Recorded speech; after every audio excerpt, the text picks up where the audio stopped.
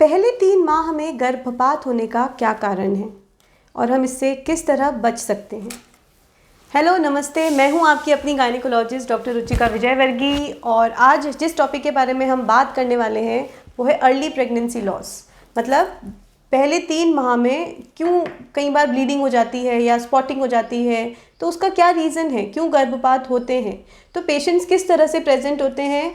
Recently patient ने period miss किए, उन्होंने अपने घर पे या किसी क्लिनिक पे जाके यूपीटी की जांच कराई और यूपीटी की जांच पॉजिटिव आई। फिर डॉक्टर से उन्होंने कुछ दवाइयाँ ली लेकिन उसके बाद उनको या तो छींटा दिखा या उनको पेट में दर्द होने लग गया या कई बार फ्रैंक ब्लीडिंग हो गई, कई बार खून के थक्के यौन मार्ग से पास होने लग गए या कई बार कुछ भी सिम्टम नहीं आया, रैंडमली रूटीन सोनोग्राफी के लिए 2 या 3 महीने के बाद उनको रूटीन सोनोग्राफी के लिए बुलाया गया और उसमें देखा गया कि बच्चे की धड़कन नहीं है, मतलब गर्भपात हो चुका है। तो ये अर्ली अबॉर्शंस के क्या कारण हैं और कई बार ये रिकरेंट होते हैं। ऐसे पेशेंट्स हैं जिनको पहली बार ऐसा हुआ, नसीब से सेकेंड टाइम उनको कंसीव हो गया, दूसरी बार फिर वही हुआ, तीसरी बार फिर वही हुआ। तो इस सिचुएशन में हमें किस तरह की सावधानियां बरतनी चाहिए, ये किन किन कारणों से हो सकता है और हमें कब तुरंत डॉक्टर के पास जाके उनसे सलाह लेनी चाहिए। तो इस वीडियो में हम इन सब चीज़ों के बारे में डिस्कस करेंगे। जो सबसे ज़्यादा कॉमन कारण है जिसकी वजह से शुरू के दिनों में गर्भपात या पहले 3 महीनों में फर्स्ट ट्राइमेस्टर में प्रेगनेंसी लॉस होता है, उसका मुख्य कारण genetic defect in the body, बच्चे के शरीर में जेनेटिक डिफेक्ट्स हैं। अब आप लोग सोच रहे होंगे कि माँ भी हेल्दी है, पिता भी हेल्दी है, तो फिर जेनेटिक डिफेक्ट आए कैसे। भाई, माँ का अंडा और पिता के शुक्राणु, इन दोनों के मिलने से भ्रूण बनता है। अब दोनों में हमारी बॉडी में, हमारे जीन्स में भी है 46 क्रोमोसोम्स। इसमें से आधे 23 क्रोमोसोम अंडे में होते हैं, 23 क्रोमोसोम शुक्राणु में होते हैं। इन दोनों के मिलने से एक भ्रूण बनता है जिसके पास 46 क्रोमोसोम्स अवेलेबल होते हैं। अब कई बार इसके डिवीजन की प्रोसेस में, अब 1 से 2, 2 से 3 इतने ज़्यादा डिवाइड होते हैं कि ये पूरा शरीर बन जाता है, एक इतना बड़ा बच्चा बन जाता है। तो कई बार इसके डिवीजन की प्रोसेस में किसी तरह के एबरेशन होने की वजह से, किसी तरह की परेशानी होने की वजह से या जीन्स प्रॉपर ना होने की वजह से जेनेटिक डिफेक्ट आ जाते हैं और प्रकृति माँ अपने आप ही इस तरह के बच्चे, इस तरह के भ्रूण को अपने आप ही ख़त्म कर देती है और ये किसी भी तरह से प्रेजेंट हो सकता है। इसके अलावा जो दूसरा मुख्य कारण है, which is a very common thing, वो है हार्मोनल इम्बैलेंस। प्रेगनेंसी को कंटिन्यू करने के लिए एक हार्मोन की आवश्यकता होती है, उस हार्मोन को हम बोलते हैं प्रोजेस्टेरॉन। ठीक है, अब प्रोजेस्टेरॉन इनिशियली जो अंडा फूटता है, जो फॉलिकल रिलीज होता है, उसके बचे हुआ जो फॉलिकल है उसको हम कॉर्पस ल्यूटियम बोलते हैं। उस कॉर्पस ल्यूटियम में से प्रोजेस्टेरॉन रिलीज होता है, ये अंडाशय में से ही होता है। ठीक है, अब कई बार बिकॉज वो अच्छे से ल्यूटिनाइजिंग फेज डिफेक्ट की वजह से, मतलब जो कॉर्पस ल्यूटियम बना है उसका क्वालिटी इतना अच्छा नहीं है, उसकी वजह से प्रोजेस्टेरॉन जो है वो प्रॉपरली रिलीज नहीं हो पाता। और प्रोजेस्टेरॉन बहुत ज़्यादा इम्पॉर्टेंट है इम्प्लांटेशन के लिए। जो भ्रूण बना है उसको बच्चेदानी में सही तरह से वो घुस जाए, उसको प्रॉपर न्यूट्रिशन मिले थ्रू प्रॉपर ब्लड सप्लाई, ये सारा प्रोजेस्टेरॉन डिटरमाइन करता है। ये सारी चीज़ें प्रोजेस्टेरॉन की वजह से होती है। तो कई बार प्रोजेस्टेरॉन की सही मात्रा नहीं होने की वजह से भी इस तरह के भ्रूण जो है गर्भपात उनका हो जाता है। तीसरा हार्मोन जो इम्पॉर्टेंट है, ये हम सेकेंड हार्मोन्स के बारे में हम बात कर रहे हैं। पहला हार्मोन हमने बोला प्रोजेस्टेरॉन, दूसरा हार्मोन है थायराइड।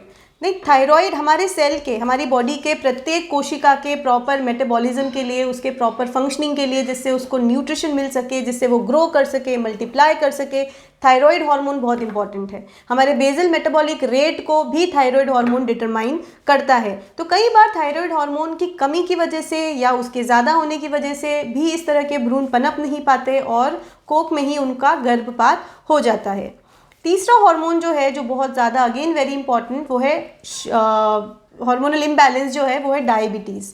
बहुत सारी लेडीज़ प्री डायबिटिक होती हैं, ऐसी महिलाएं जो पीसीओडी से ग्रसित होती हैं, बहुत सारी ऐसी महिलाएं जिनको पीसीओडी हार्मोन, जिनको पॉलीसिस्टिक ओवेरियन डिजीज़ होती है, मतलब देयर ओवरीज। मैंने एक सेपरेट वीडियो पीसीओडी पे क्रिएट किया है, इनफैक्ट मैंने 3 अलग अलग वीडियो पीसीओडी पे क्रिएट किए हैं जिसमें मैंने विस्तृत में पूरी जानकारी दी है, जिसमें मैं डिस्क्रिप्शन बॉक्स में मैं उसका लिंक डाल दूँगी।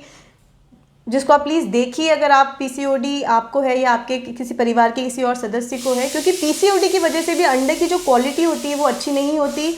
पीसीओडी जैसे जिनको पीसीओडी होता है वो लोग थोड़े इंसुलिन रेजिस्टेंट होते हैं, वो थोड़े प्री डायबिटिक होते हैं, जिसकी वजह से शुगर इम्बैलेंस होने की वजह से या इंसुलिन का इम्बैलेंस होने की वजह से भी बहुत अर्ली स्टेज में फर्स्ट ट्राइमेस्टर में प्रेगनेंसी लॉस या फर्स्ट ट्राइमेस्टर में अबॉर्शन के चांसेस बहुत ज़्यादा बढ़ जाते हैं। ठीक है, तीसरा मुख्य कारण है immunological problems.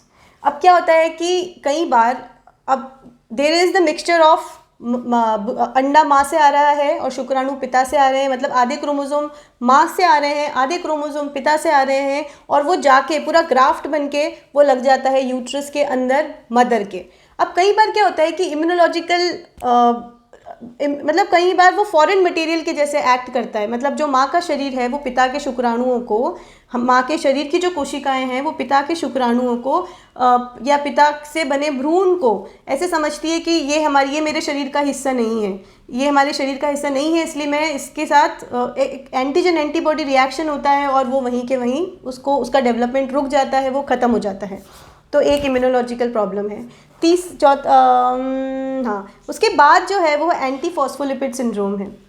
Anti phospholipid antibodies होती हैं बहुत सारे मदर्स के बॉडी में, जिसकी वजह से क्या होता है कि खून की कोशिकाओं में थक्के जमने शुरू हो जाते हैं। एज वी ऑल नो कि जो भ्रूण है उसको जो भी न्यूट्रिशन है वो मदर के ब्लड के थ्रू मिलता है। इनिशियली वो अपना कुछ तो खुद बना नहीं सकता, उसमें ब्लड सप्लाई एक आंवल क्रिएट होती है, एक प्लेसेंटा बनता है, उस प्लेसेंटा के थ्रू जो ब्लड सप्लाई है वो माँ की बॉडी से भ्रूण के अंदर जाता है और भ्रूण का डेवलपमेंट होता है। अगर इस प्लेसेंटा में बहुत सारे ऐसे खून के थक्के जम जाते हैं तब भी वो जो है भ्रूण डेवलप नहीं हो पाता और प्रेगनेंसी लॉस हो जाती है। उसके बाद इन्फेक्शन भी एक कारण हो सकता है, बच्चेदानी का इन्फेक्शन, नीचे का इन्फेक्शन, जिसकी वजह से वायरल बैक्टीरियल किसी भी तरह का इन्फेक्शन हो सकता है, जिसकी वजह से अर्ली प्रेगनेंसी लॉस होता है। लेकिन टॉर्च, बहुत सारे डॉक्टर्स टॉर्च टाइटर्स करवाते हैं, लेकिन टॉर्च इतना सिग्निफिकेंट नहीं है। ये एक वायरल कंडीशन है। अगर वो मतलब अगर IgM पॉजिटिव आता है, वैसे तो टॉर्च की जांच आजकल करानी बंद कर दी गई है क्योंकि इसका कोई सिग्निफिकेंस नहीं है। टॉर्च अगर जिनका पॉजिटिव आता है उनका भी कोर्स ऑफ एक्शन सेम है, जिनका नेगेटिव आता है उनका भी कोर्स ऑफ एक्शन सेम है। फिर है कुछ एनवायरमेंटल रीजंस, कुछ स्ट्रेस रिलेटेड रीजंस। एनवायरमेंटल में टॉक्सिफिकेशन हो सकता है, कोई ऐसी ड्रग खा ली हो या कोई हार्मोन्स या कोई ऐसी दवाइयाँ कंज्यूम कर ली हो जिसकी वजह से जो भ्रूण है वो डेवलप नहीं हो पाता। ठीक है, अब ये हम क्या कर सकते हैं, व्हाट कैन वी डू, हम क्या कर सकते हैं अगर हम अपनी प्रेगनेंसी प्लान कर रहे हैं और हम चाहते हैं कि सब कुछ अनइवेंटफुली हो जाए, कोई इसमें दिक्कत ना आए, कोई प्रॉब्लम ना आए, तो हम इसको ठीक करने के लिए हम क्या कर सकते हैं। सबसे पहले तो जैसे ही आप प्रेग्नेंट होते हैं आप अपने डॉक्टर के पास जाइए। अगर आपकी UPT जांच पॉजिटिव आती है तो आप अपने डॉक्टर के पास जाइए, उनको आप दिखाइए, क्योंकि कुछ ऐसे सप्लीमेंट्स हैं जिनकी वजह से जो अर्ली प्रेगनेंसी में लेना बहुत ज़रूरी है। उसमें से सबसे इम्पॉर्टेंट है फॉलिक एसिड। जब आप प्रेगनेंसी प्लान करते हैं ना, उसके 3 से 6 महीने पहले से ही आपको फॉलिक एसिड का कंजम्पशन शुरू कर देना चाहिए, 5 मिलीग्राम। क्यों? क्योंकि folic acid rapidly dividing cells के लिए फॉलिक एसिड बहुत ज़्यादा इम्पॉर्टेंट है, ताकि क्रोमोसोमल डिफेक्ट पैदा ना हो। B12 और फॉलिक एसिड, लेकिन B12 जो है वो हमारी बॉडी में स्टोर्ड फॉर्म में काफ़ी रखा रहता है, लेकिन फॉलिक एसिड हमें रेगुलरली लेना पड़ता है। तो फॉलिक एसिड एक ऐसी दवाई है जो भी मैरिड लेडीज़ हैं who are planning their family, या आप कंसीव कर चुके हैं, तो शुरू के 3 महीने when cells are dividing very fast, तब आपको फॉलिक एसिड का कंजम्पशन लेना ही है। इसके अलावा ऐसे सुपरफिशियल प्रोजेस्ट्रॉन दिए जाते हैं, आर्टिफिशियल प्रोजेस्ट्रॉन दिए जाते हैं। अगर ल्यूटल फेज डिफेक्ट हम सस्पेक्ट करते हैं तो वो भी 3 महीने तक कंटिन्यू कर सकते हैं। अगर हिस्ट्री है रिकरेंट अबॉर्शन की तो वो हम 5 महीने तक हम उनको 5 महीने तक पेशेंट्स को देते हैं। उससे उनको जो अर्ली प्रेगनेंसी लॉस है जो कि प्रोजेस्टेरोन हार्मोन की डेफिशिएंसी की वजह से होता है वो ठीक हो जाता है। जैसे ही आप प्रेग्नेंट होते हैं थायराइड की जांच कराइए, अकॉर्डिंगली आपको अपना जो TSH है वो 2.5 तक रखना है, 1 से लेकर 2.5 तक। अगर ये 2.5 से ज़्यादा है तो इस तरह के कुछ सप्लीमेंट्स दिए जाते हैं ताकि आपका शरीर ऑप्टिमली थायराइड हार्मोन को यूटिलाइज़ कर सके। और अगर उससे ज़्यादा है तो एक छोटा सा मिनिमम डोज 12.5 मिलीग्राम का एल्ट्रॉक्सिन शुरू कर दिया जाता है, और आप इसको रेगुलर मॉनिटर भी करें तो आप डॉक्टर की सलाह लें, वो जो भी आपको समझाएं वैसे आपको करना है। देन आपका शुगर लेवल नॉर्मल होना चाहिए, अगर आपका शुगर ऊपर नीचे है तो उसके लिए भी आपको दवाइयाँ लेनी पड़ सकती हैं। फिर इम्यूनोलॉजिकल प्रॉब्लम्स जहाँ तक हैं वो उसमें ऐसा है कि हम ज़्यादा कुछ तो उसमें हम कर नहीं सकते, लेकिन हाँ हम पूरा सपोर्टिव ट्रीटमेंट दे सकते हैं। तो अगर छोटा मोटा डिस्क्रिपेंसी है इम्यूनोलॉजी में तो वो काफ़ी हद तक ठीक हो जाता है। एक इकोस्प्रिन करके बहुत बढ़िया दवाई है जो कि ब्लड सप्लाई को बढ़ाती है, जो कि भ्रूण में माता से जो ब्लड जा रहा है उसको रेगुलराइज करती है। उसके अलावा कई केसेस में अगर हम एंटी फॉस्फोलिपिड सिंड्रोम सस्पेक्ट करते हैं या तो अगर वो पॉजिटिव आती है तो भी हम ये देते हैं, और अगर नेगेटिव आती है लेकिन still patient has history of recurrent abortion तब भी हिपेरिन देना बहुत ही ज़्यादा लाभदायक है। हिपेरिन बहुत इंपॉर्टेंट है और ये रोज़ लेना पड़ता है। आजकल तो लो मॉलिक्यूलर वेट हिपेरिन आ गए हैं जो आप सबक्यूटेनियस लगवा सकते हैं। तो डॉक्टर्स ये देते हैं और आपको भी कोऑपरेट करना है और ये दवाइयाँ लेना है। ये वीडियो से मेरा मतलब सिर्फ इतना था कि मैं आपको अवेयर करा सकूं कि क्या कारण है और उसको कैसे ट्रीट करना है। आपको खुद इसको कुछ ट्रीट नहीं करना है, आपको अपने डॉक्टर से मिलना है और तभी आप इसको ठीक कर पाएंगे। Thank you, thanks a lot.